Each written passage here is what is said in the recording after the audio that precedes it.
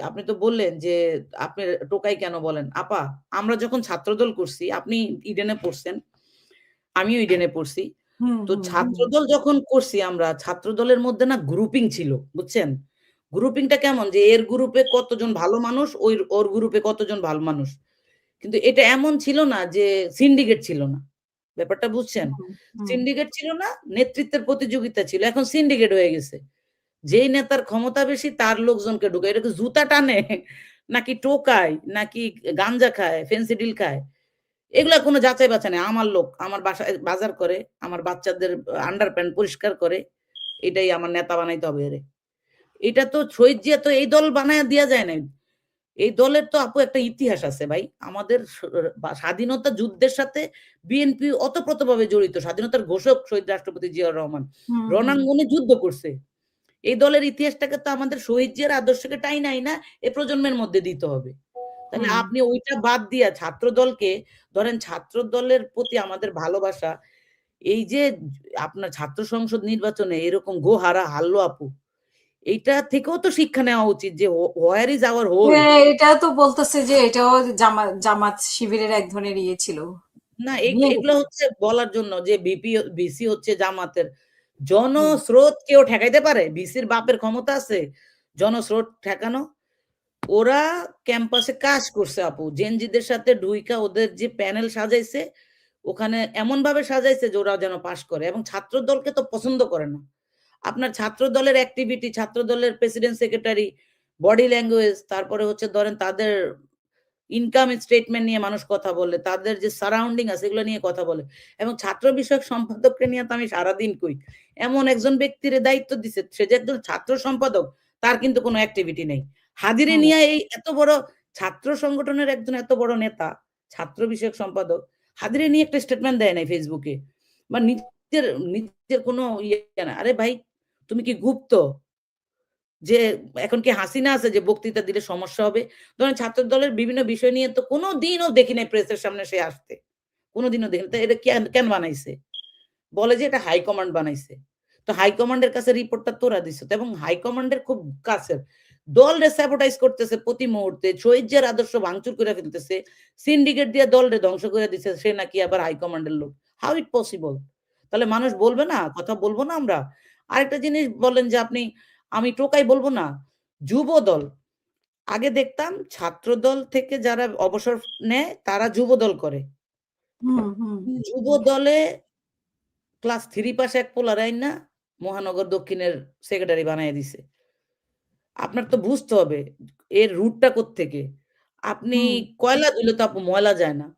ও বড় হুম। হইছে ছিনতাই কইরা মাদক ব্যবসা কইরা। ওই ছেলেকে যদি আপনি এসে এত বড় দায়িত্ব এবং ইনভেস্টিগেশন রিপোর্টেও তাদের কাছে দেওয়া হইছে যে এই ছেলে গুলিবিদ্ধ হইছে মাদকের সাথে সম্পৃক্ততা থাকার কারণে এবং আওয়ামী লীগের এক কমিশনার সাথে সে মাদকের সাথে সম্পৃক্ত ছিল। তারে বিশাল হিরো বানায়া দিছে। তারে নাকি ড্রো মানে মানে কি জানি মানে ও গল্প বানায়। সাংবাদিকরাও এমন গালি দিতে ইচ্ছা করে, মানে এমন স্টুপিড এরে হিরো বানানোর জন্য বিভিন্ন চ্যানেল দেখি এই কথা সেই কথা, ও কথা বলে এই কথাগুলা খাওয়াইতেছে, গিলাইতেছে পাবলিকরে। মানে দলরে কতভাবে আপনি ধ্বংস করার জন্য না, যা এখন করা মিডিয়াও জানি কেমন। মানে কাকে খাওয়াইতে হবে, মানে কাকে গিলাইতে হবে মানুষকে। সেইটাই মানে প্রচার করতে থাকে। সেটাই উম মানে এটাই তো ইয়ে করে। এটাই তো আমাদের দেশের সমস্যা। আপনার যে মিডিয়া সন্ত্রাস তো যায় নাই। মিডিয়া সন্ত্রাস গেলে কি সাংবাদিকরা বলে নাকি যে হাসিনার বিচার না হওয়া পর্যন্ত আপনি তাকে তো ক্রিমিনাল বলতে পারেন না। ওমা! বেটা হাজার, হাজার পোলাপাইন মাইরা ফেলাইছে। তুই কি এর সাংবাদিক? তাহলে ওই সাংবাদিক কই আছিল ঐদিন? হাসিনা যেদিন মানুষ স্নাইপার দিয়ে যে এতগুলা ছেলে মারছে, গুলি আর আপু তারা তো কয় স্নাইপার আমরা তখনও কইছি, এখনো কই। এরকম গোড়ার করে। আন্ডা কইছে। সব আইসা ভর করছে এখন আমি আপনারে বলি। এই হলুদ-মলুদ যা আছে সব আইসা এখন বিএমপি সুশীল হয়ে গেছে। হুম, বিএনপির ৫ হুম। তারিখের পরে স্টেজে নতুন বিএনপি সব। বিএনপি সারা বছর দলের জন্য যারা জীবন দিল, স্টেজে তাদের পায় নাই। তোরা তুই হেনে কে? ভাবনেতা গো এরকম যে তুই হেনে কে? আরে বেটা ১৫ বছর যে তোকে দল চালাইছি পয়সা দিয়া, আমরা হুম। প্রবাসীরা, তোদের কি সম্মানটা দিছস তোরা? সাইবার সিকিউরিটিতে যে এতগুলা মানুষ মামলা খেলো, কি সম্মানটা দিছস প্রবাসীদেরকে? এখন আবার প্রবাসীদের ভোটের জন্য তোমরা কুতু করতেছো, এই ভোটার প্রবাসীদের বানাইছে। রেসপেক্ট নেই। প্রবাসীদের অধিকারের ব্যাপারে কিছু নাই। শুধুমাত্র না, প্রবাসী প্রবাসীদেরকে খালি ভোটার মালেক বানাইছে, ভাই, ভোট ঠিক দরকার আছে? এখন। বিএনপির প্রবাসী শুধু মালেক আর কয়েসার, আর কেউ হুম, প্রবাসী না। পুরা আর কেউ কি? পৃথিবীতে যে বিএনপির এত নেতা, ওনারা কিন্তু নির্বাহী কমিটির সদস্য, ওনারা এমপি ক্যান্ডিডেট হইছে, ঠিক আছে? এরা দুইজনই মানে সব কাজ করে ফেলাইছে। আর কোন হুম। বিএনপির নেতা নাই প্রবাসে কাজ করে নাই। হ্যাঁ, তাহলে আপনি এটা এগুলো তো বৈষম্য। একদিকে বৈষম্য আপনাদের যেরকম বিরোধী। প্রবাসীদের মূল্যায়ন হয় নাই, সেক্ষেত্রে আবার মানে মহিলারা যে আমরা সবসময় দেখেছি তারাই মাঠে ছিল। তারপরে আপনারা প্রবাস থেকে মানে আমরা দেখছি যে দল চালায় গেছেন। ঠিক আছে? তখন বাংলাদেশ থেকে কয়জনে বা কথা বলছে? বাইরে থেকে আপনি, তারপরে মাঠে দেখলাম আমরা মহিলারা বেশি থাকতো যেকোনো আন্দোলনে। কই হুম। নমিনেশনের ক্ষেত্রে আমরা সেই সিনারি দেখি নাই না, কেন? মহিলা করে সামনে রাখে প্রোটেকশন, ওই যে মানে গুলি করলে যে পাবলিকে কি পড়ে না, বুকের মধ্যে গুলি খায়। মেয়েরা হইছে বেড়া গো বুকের শেল্টার। সেটা লজ্জা নাই আমাদের, বুঝছেন? ধরেন পুলিশে গুলি করলে তাকে মহিলাগো গায়ে পড়বো। এজন্য এইগুলারে সামনে নিয়ে রাইখা দেয়। আর এডিও এমন ছাগল নেতাগো সামনে খাড়ায়। লিপস্টিক লাগাইবে কতটি, মেকআপ দিয়া, সকালে গুড মর্নিং, রাইতে গুড মর্নিং, হ্যালো আপনারা কেমন আছেন? মনে করে কি বাহ্যিক সৌন্দর্যটাই রাজনীতি। এজন্য এদেরকে ইউজ করে ১৫ ওইভাবে। বছর যে সোজা বেটাকে হিসাব। শেল্টার দিল। মানে বেটাদের না, সরি, নেতাদের। সরি। এটা শেল্টার আমরা হিসেবে একটু ইউজ করে ইনফরমাল নেবে। কথা বলতেছি। হ্যাঁ, তাহলে এব কিন্তু এ এ নেতাদের শেল্টার দিল। তাহলে ১৫ বছর পরে অর্জন হইল কি? এখন না, তো এখানে পেছনে সব দেখেন কান্না আমাদের, করে। যাই হোক আমরা ফাইজলামি করতেছি। মানে চলে আসছে জিনিসটা। দেখেন আমাদের মহিলা নেত্রী কয়টা আপু? হাতে গোনা ৯০ দশকের কয়েকজন আছে। এরা আমাদের সেলিমা আপা তো আমাদের স্ট্যান্ডিং হুম, কমিটির নেত্রী। ঠিক আছে? উনি হয়তো কোন কারণে স্যাক্রিফাইস করছে। কিন্তু আমাদের যে আরো হেলেন আপা, তারপরে শাম্মী আপা, এরা আছে। এদেরও আবার ধরেন যে প্রবলেমটা হইছে, এরা ইউনাইটেড না, বুঝছেন আপু? এরা যদি মনি আপা, ইউনাইটেড হয়ে আমাদের আগে আমাদের দাবি পালন করতে হবে। বাংলাদেশে ৫২% মহিলা ভোটার। মহিলাদের হুম, প্রতিনিধি বিএনপিতে কই? বিএনপির সাংগঠনিক গঠনতন্ত্র অনুসারে প্রত্যেকটা অঙ্গ সংগঠনে ১১% মহিলা কিন্তু রাখতে হবে। এটা আছে আপু হুম, আমাদের হুম, সংগঠনে। হুম। তো ১১% কই? ৩% ও তো নাই। আবার এই নাই। মহিলাদের সমস্যা কি? ধরেন আমি একটু কথাবার্তা বেশি বলি বা মাঠে ধরেন যখন ছিলাম, আমি তো আপু পুলিশ আমারে ধরবো কি? আমি আগেই পুলিশে ধইরা ফালাইতাম। বুঝছেন? আল্লাহ আমারে কোত্থেকে জানি অনেক সাহস দিছে। হুম, বিএনপির গণমিছিল হইছে, বুঝছেন? সারা বাংলাদেশে গণমিছিলের ডাক দিছে। একটা মিছিল নাই। আমার তো শরীর হাত পা চুলকাইতেছে। ভিক্টোরিয়া হোটেলের পিছনে পোলাপাইনরে ফোন কইরা আমি কই, "আয়, মরলে সব মরমু একলগে।" ধপ কইরা একটা মিছিল নিয়া বাইর হইছি। মিছিল হুম, নিয়া বাইর হইছি, পরে পুলিশ তো গুলিমুলি কইরা আমারে ধইরা আমার পায়ের মানে মানে কি বলে প্যান্ট ছিঁড়া, কিসের সাথে লাইগা রড ছিঁড়া আমার রক্ত ভিজা যাচ্ছে। বুঝছেন? আমি কিরে? পরে দেখি আমার পুরা মানে চামড়া ছিঁড়া আপনার উঠা চলে গেছে। এই রক্ত তো রাস্তায় পড়ছে, রাজপথে পড়ছে না? তো এই দল আমাদের সাথে বেইমানি করলে তো খোদার গজব পইড়া যাবে আপু। একদম সত্যি হুম, কথা। তো ধরেন ওই মিছিলে আমি বলি, ওই মিছিলে একটা বড় ভাইয়ের চোখের ভিতরে কাঁদুনি গ্যাস, উনি হাঁটতে পারে না। ডায়াবেটিকস এর রোগী। আমি নিজের রক্ত সামলামো নাকি হেরে ধরমু। এর মধ্যে ধরেন ক্যামেরা-ট্যামেরা এসে ভইরা গেল গা। সারাদিন খালি ওইটাই দেখাইতেছে। গণমিছিলে গ্রেপ্তার। আমার ছবি হেডলাইন আপু।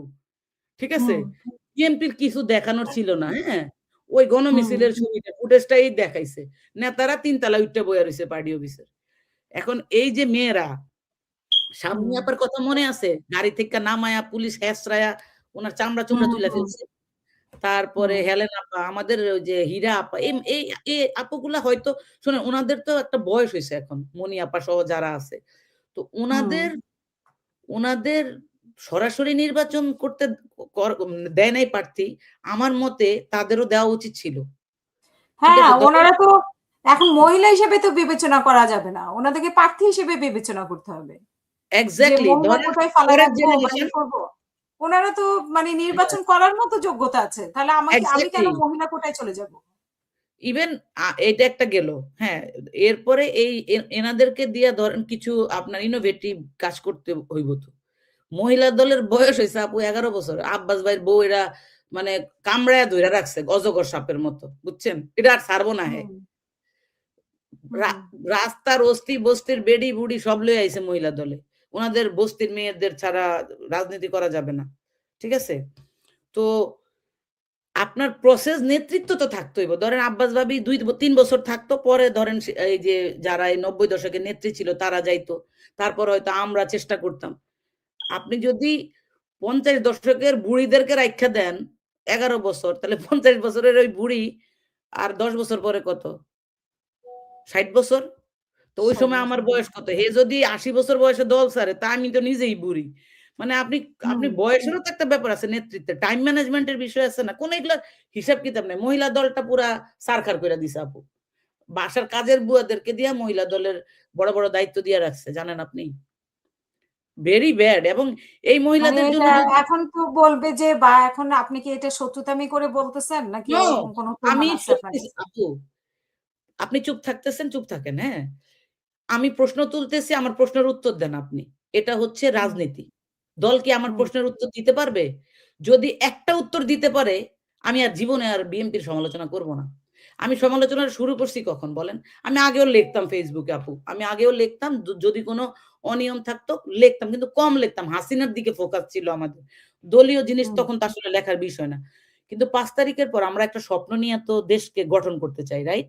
হয়তো আমি হুম, বিদেশে থেকে দেশে কি করব আপু? আমি হয়তো একটা সোশ্যাল ওয়ার্ক ডেভেলপ করতে চাই। হয়তো আমার হুম, সংগঠনের জন্য আমি যেটা অস্ট্রেলিয়ায় জানি কিভাবে সংগঠন চালাইতে হয় বা লিডারশিপটা কিভাবে ডেভেলপ করতে হয়। ওইটার হয়তো একটা অংশ আমার কন্ট্রিবিউশন থাকবে। কিন্তু আমি তো গিয়া স্ট্যান্ডিং কমিটির মেম্বার হইতে চাইতেছি না। তাহলে আমাকে হুম, তোমার সমস্যা কোথায়? এখন আপনার তো নেতৃত্বকে তৈরি করতে হবে। আমারে ইউজ করার পর আপনি আমার খবরও নিলেন না। হ্যাঁ? আমি হুম, জেল থেকে বেরোবার পর আপনি আমার বাচ্চাটা কি না খেয়ে মরল? এটার খবর নাই। বা আমার কোনো পার্সোনাল সমস্যা ফেস করতেছি কিনা এটার একটা টিম নাই। এগুলো তো থাকতে হুম, হবে। রাজনৈতিক দল মানে কি? হাসিনার দলে তো হাসিনা বাড়ির কাজের বুয়ারে ৪ কোটি, ওর কাজের লোক ৪০০ কোটি টাকার মালিক, পিয়ন। চিন্তা করেন। আরে হুম, হুম, আমগরে হুম। ৪০০ কোটি টাকা তো অবৈধভাবে কামানোর দরকার নাই। আমরা সৎভাবে কোথায়, কোথায় কাজ করতে পারি সেই স্কোপ গুলো তো তোমার বাইর করে দিতে হবে। এবং কিন্তু মহিলা আপনি দল দেখেন এই যে আগে যারা কষ্ট করছে মেয়েরা, মহিলারা বিএনপির জন্য এখন হয়তো অনেকের খোঁজ খবরও নেয় নাই মানে ২৪ এর পরে ৫ই আগস্টের। আপু তারা হয়তো না খায়াও মরতেছে। কিন্তু এখন অবশ্যই। তারেক রহমানের তো সম্ভব না সবার খোঁজ খবর নেওয়া। ইভেন তারেক রহমান চেষ্টা করতেছে। এখানে থেকে উনি কিন্তু উনার কাছে তো রিপোর্ট আসতে হবে বা উনার লোকজন কি করে সেটা একটা না প্রশ্ন। এগুলো আবার আমার তো প্রোগ্রামে জুলাই যোদ্ধাদের মানে জুলাই শহীদরা বলে গেছে। শহীদের মারা কিন্তু তারেক রহমানকে ধন্যবাদ দিয়ে গেছে। হুম। প্রত্যেকটা শহীদ পরিবারের খবর উনি রাখছে এবং মানে আমি যেই বললাম না আপনাকে পরিবারটা ভাইয়া কিন্তু সবচেয়ে বেশি এই হুম, জিনিসটা করছে। উনি শুনেন আপু, এই জিনিসটা উনি করছে। করছে এটা ইমোশন থেকে করছে। হ্যাঁ? উনি দলের এসব নেতাকর্মীদেরকে ভালোবাসে করছে। কিন্তু সব তো ওই যে হাসিনার মতো হইলে হবে না। যে কিছু হইলেই বাসার মাইয়ারে কেউ মানে কাজের মেয়েরে কেউ রেপ করলে আমি শেখ হাসিনার কাছে বিচার চাই। এরকম হইছে না হুম, বাংলাদেশে? হুম, হুম, এখন হুম। সবকিছু তো আমি তারেক রহমান সবাই সাহেব শেখ হাসিনার কাছে বিচার চাইতো। হ্যাঁ, এখন আমার তারেক রহমান আমি তো কোনদিনও আমার কোন কথায় আমি ভাইয়ার নামটাও মেনশন করি না। কারণ হি ইস নট গিল্টি। আপনার টোটাল হুম, সারাউন্ডিং টা হচ্ছে উনাকে যদি ওন করতো এরা, তাহলে এই সমস্ত ম্যাসাকার হুম, করতো হুম, না আপু।